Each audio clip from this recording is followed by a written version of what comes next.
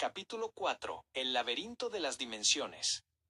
Al consolidarse la división en géneros y polaridades, el ser humano no solo perdió su identidad de unidad, sino que también perdió su brújula dimensional.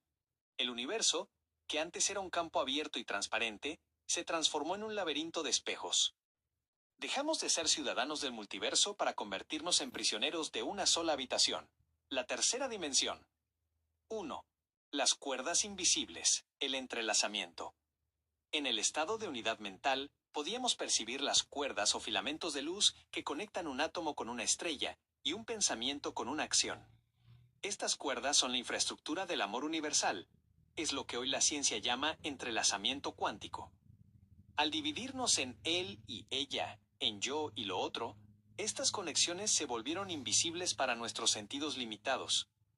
Al creer que estamos separados por la piel, dejamos de sentir la vibración que nos une al tejido total. El laberinto surgió porque empezamos a ver los objetos, pero perdimos la capacidad de ver el espacio que los conecta. 2. La mente binaria frente a la realidad fractal. Nuestra mente, ahora programada en un sistema binario, 0 y 1, masculino y femenino, intenta procesar un universo que es, en esencia, fractal y multidimensional. El universo no funciona en líneas rectas, sino en espirales y pliegues. Las dimensiones superiores no están lejos en el espacio, sino que están dentro y alrededor de nosotros, en frecuencias que ya no sabemos sintonizar. La confusión nace de intentar medir lo infinito con una regla que solo tiene dos marcas. Es como intentar capturar la inmensidad del océano con una red que tiene los agujeros demasiado grandes. Lo esencial siempre se nos escapa entre las manos. 3. El efecto de la densidad mental. La caída hacia la forma física aumentó nuestra densidad mental. El pensamiento se volvió pesado. Antes, un pensamiento en la fuente creaba mundos instantáneamente. Ahora, en el laberinto, el pensamiento debe luchar contra el tiempo y el espacio. Esta pesadez creó la ilusión de la separatividad. Creemos que lo que le hacemos a otro no nos afecta a nosotros. Creemos que la naturaleza es algo que debemos conquistar en lugar de algo que somos. Creemos que el pasado y el futuro están separados por un abismo, cuando en realidad son solo diferentes cuerdas de la misma arpa. 4. El laberinto como escuela. Sin embargo, el laberinto no es un castigo, sino una estructura de aprendizaje. Al dejar de ver las conexiones, nos vemos obligados a desarrollar la fe y la intuición. La confusión multidimensional nos empuja a buscar el hilo de Ariadna, la chispa de la fuente que aún reside en nuestra glándula pineal y en nuestro corazón, para encontrar el camino de regreso.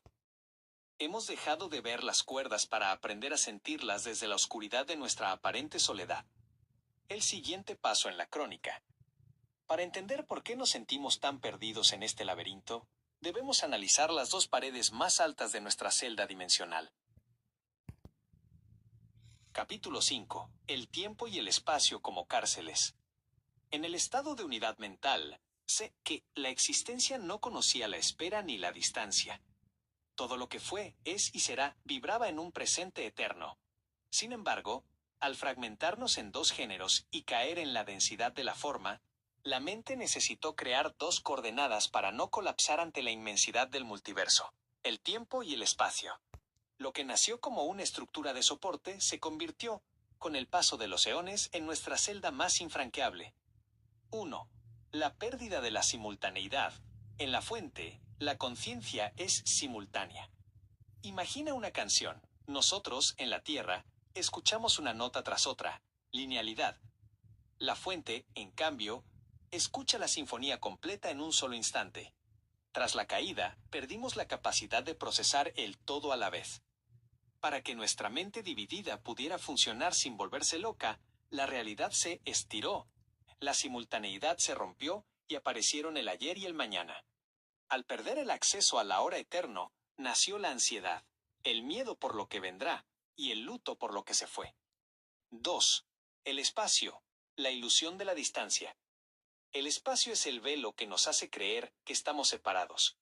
En la unidad mental, la conexión era instantánea porque no había un allá.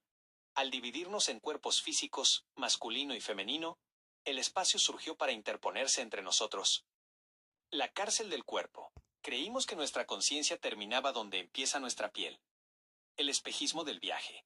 Empezamos a creer que para alcanzar la luz o la fuente debíamos ir a algún lugar, cuando en realidad la fuente es el punto sin dimensiones que sostiene todo espacio. 3. El tiempo como herramienta de la dualidad. El tiempo es el lenguaje de la separación. Solo cuando hay dos, puede haber un movimiento de uno hacia el otro, y ese movimiento requiere tiempo.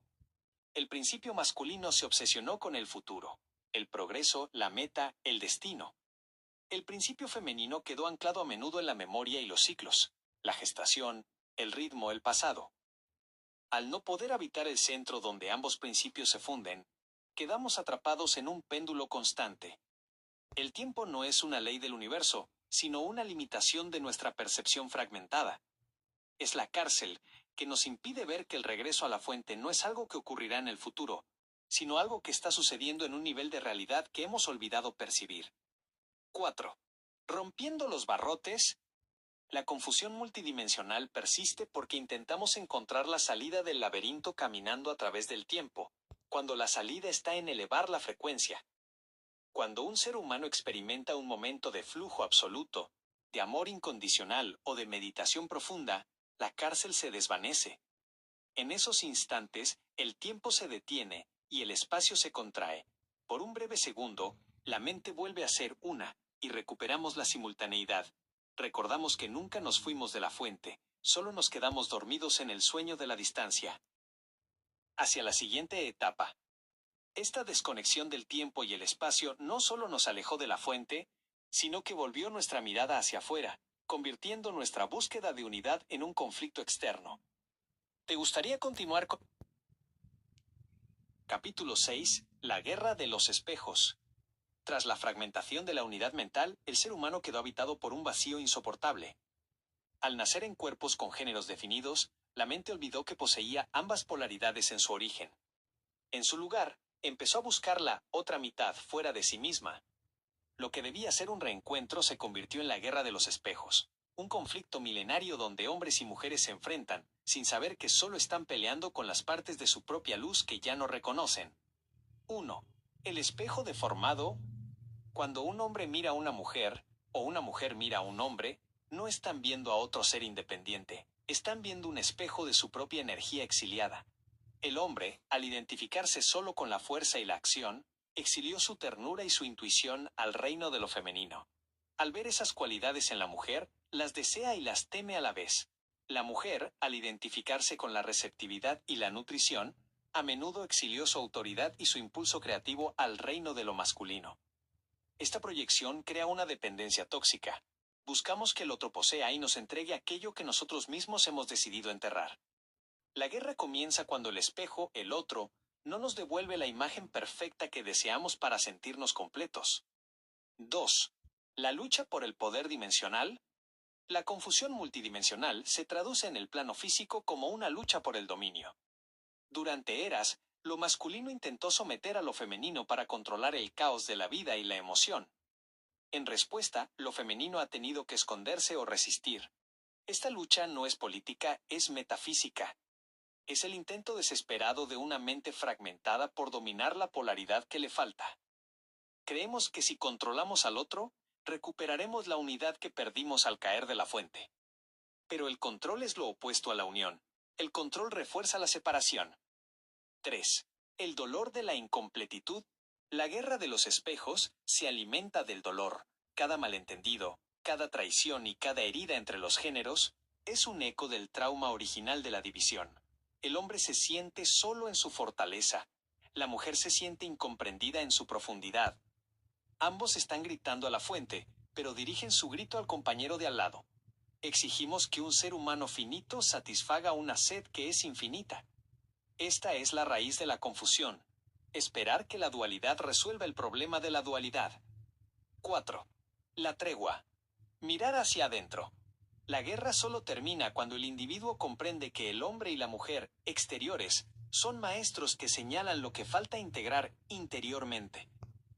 El universo multidimensional no se puede navegar con éxito mientras estemos en guerra con una mitad de nosotros mismos. Mientras el hombre desprecie lo femenino o la mujer resienta lo masculino, el velo del género seguirá siendo una venda en sus ojos. La paz no vendrá de un acuerdo externo, sino de la reconciliación de las dos fuerzas dentro de la propia mente.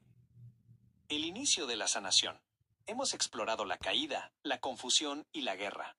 Ahora es momento de cambiar de dirección. El viaje hacia afuera ha terminado. Comienza el viaje hacia adentro.